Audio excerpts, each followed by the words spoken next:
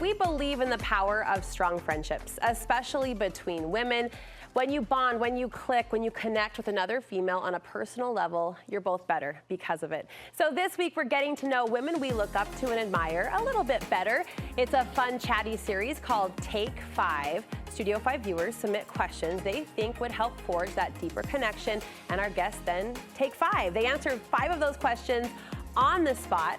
Today's special guest is co-owner of the Utah Jazz, Ashley Smith. Ashley and her husband Ryan are both deep-rooted entrepreneurs. Simultaneously, in separate basements, Ryan developed and sold tech software, while Ashley curated a healthy environment to teach dance classes. These adventures eventually turned into the creation of Qualtrics and Smash Dance Academy. Today, Ashley continues to run and teach at Smash, and in October 2020, Ryan and Ashley were provided with an opportunity to become the new stewards over the Utah Jazz NBA franchise. Now, as co-owner and one of the few females in the NBA, Ashley's excited to tell the story of Utah alongside her husband and 5 children. Ashley, welcome back to Studio 5. Thank you. Love coming here. I was dusting off my memory. The last time I saw you, the last time we spoke was February of 2020. You and Ryan were part of our Couple Goals series that February before Valentine's Day. That was 6 months before your life took a turn, and I'm curious to know, how has life changed since then, aside from attending a few more basketball games? Is it normal hum at home? Yeah, I mean, no. Normal What's is not. normal? What's normal is not normal, yeah. But life is great. I mean, we like chaos, and we are good at adventure. We love adventures, it's great. I mean, we're loving this, and we're, taking every turn and enjoying the ride, and it's great. I want you to settle in for a minute because it's only an hour show, but we had a hard time summarizing just everything you're involved in. And I know these projects stem from a sincere place. You're on the board of Ballet West. You're on the board of Abby Cox's Show Up initiative. You're heavily involved in the foundation, 5 for the Fight, which your husband and his coworkers started, trying to raise awareness for cancer research. I could keep going, but it's clear you're passionate about serving others. How do you keep and foster that energy, that give back energy? How do you keep that burning inside of you? Well, I think that's where I get my energy, is external focus is kind of where I get motivation for anything. And it's also what keeps my head in a good spot and gets me excited. I'm such a growth person. I love feeling empowered and learning new things and growing and seeing other people around me, learning from them. Yeah.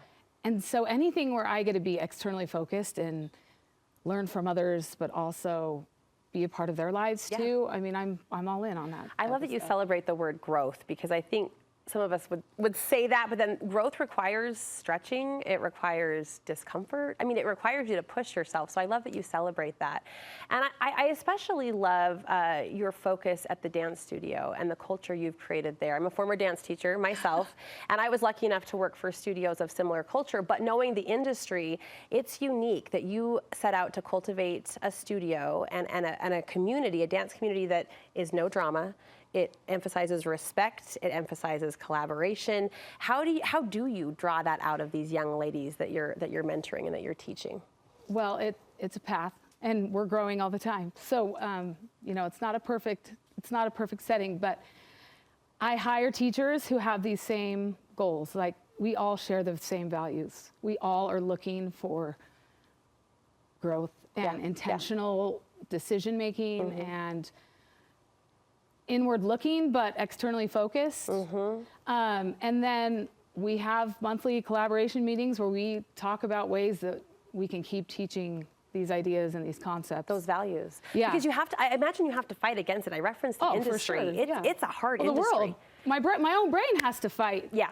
Yeah, I have to fight my own brain all the time. So yeah, we have to fight it. We have to fight unhealthy patterns and toxicity, and sometimes drama feels good for a second, and we have to fight those. We have to fight those thoughts. I love that. I love how you approach that. I love everything about what your studio stands for. Our viewers have some questions for you. Are you ready to take 5? Look at this big jar just waiting for you.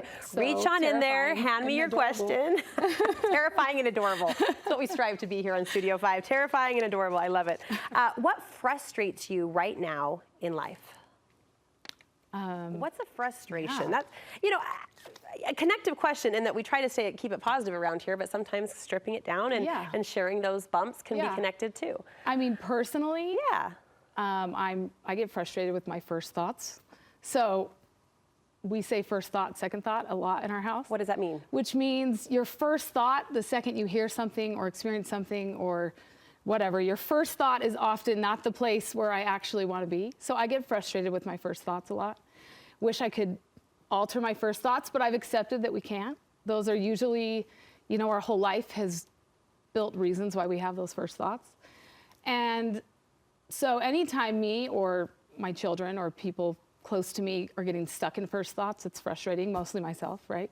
So I'm just a fan of moving on to second or third or 100th as needed, right? But I get frustrated when I get stuck in that. I've never heard it referred to like that. Oh, I'm sure it's a term that's out there. I just haven't heard it, and I love that. I admire that, and you're right that human nature, those instincts kind of kick in, and it might not be the reaction that we want to be recognized for or known for or rooted in. So go to second thoughts. Go to third thoughts. Take your time and move along. I love that so much. I feel like we could just mic drop right there, but we got more questions. Dig in, sister. Okay. That was really good. Oh. Have you ever considered life coaching among all your other entrepreneurial no. pursuits? Wow, that's not happening. Oh, here we go. What do you wish you had more time to do? Oh, wow. I mean, I am currently trying to implement meditation in my life. So how's that going? It's so hard. It's hard, isn't it? It's really hard, but I am a believer in deep breathing and the benefits of different kinds of breath and being present and being focused and using our senses. I believe it all, but man, I'm not doing a great job, but I'm trying to implement it. What does this look like for you? Is this a morning practice? Is this an evening practice? Morning? Morning for sure. Okay. Yep. By the evening, life has gone off First the rails. thoughts take over in the evening. Usually in the morning we're really good. Right. So you're just taking that pause and trying to focus on breath? Yeah. So that's something I'm working on. Oh my gosh, you and me both. More of in my life. Yeah. All right, dip in for question 3. Dip in. I'm really enjoying this so far. What is something you're trying to work on? We kind of already answered that. I'm going to give you a second pass. I like it. Meditation. Aren't we all? The breath. What's your happiest memory? Oh, wow. That's a big one. So big, and there's so many. What's your happiest memory? What was the first thought that came to mind? First thought. I mean, really, my head went to a boat with my children in the summer and music playing and water. Yeah, I mean, anytime I'm with family, ideally my children and my husband, but also my siblings or my parents or my external family, extended family. I just love being together and having calm and peace and quiet and usually music. So my brain immediately went to a boat and music playing and everyone's content and it's peaceful and devices are nowhere to be found. And thank you. Yes. Yeah. Isn't there contentment with togetherness though? I mean, so there are family traditions that we come to acknowledge, like there's Christmas, you do things for Thanksgiving, whatever. Then there are rituals, and we celebrate those a lot on this show, the family rituals. What are some Smith family rituals that keep you connected during the busy week with your kids pulling you in different directions and your husband's? We have a lot, actually. Yeah? Yeah, because it is, amidst the chaos, rituals are a way I can feel like we're okay. We're together, right? Yeah. But every single morning, we play the Glad game.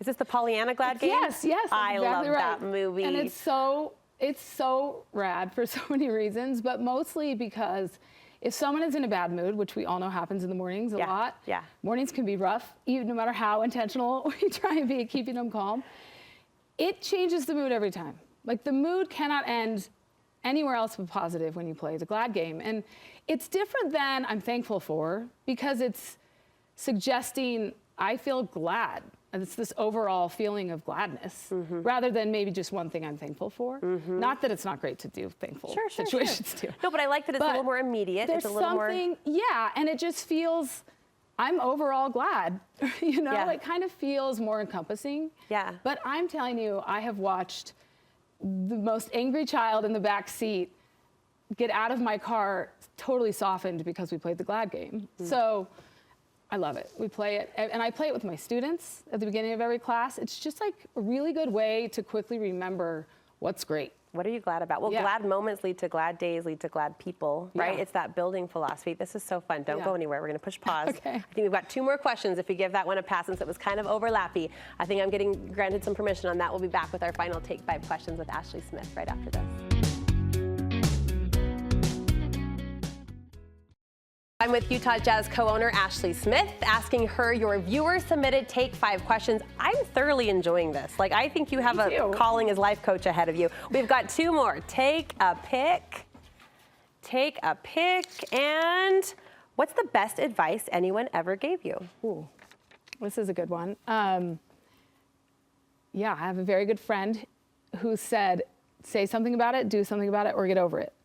Say something about it, do something about it, or get over it. And those are your 3 options in a moment of frustration or conflict or whatever you want, whatever negative emotion you want to bring up. And you have those 3 options. And I love it. Instead of ruminating and ruminating and circling and never getting anywhere. So that's one that I say to myself a lot. I appreciate the wisdom in that because it prompts either action, which can take bravery. I'm going to say something or do something. That can take courage, or the discipline to let it go. Yeah. Which is hard for women to do, right? It's hard to let, you talk about that rumination, that's hard. Yeah, but sometimes that feels easier than confronting it. Or sometimes, yeah, you have the courage to confront it. Actually, I like you. Last one, here we go. Last one, we should have made this take 10. Doesn't have quite the same ring to it, but I'm really enjoying this. Good question. We've got about a minute left. What's your why? Oh.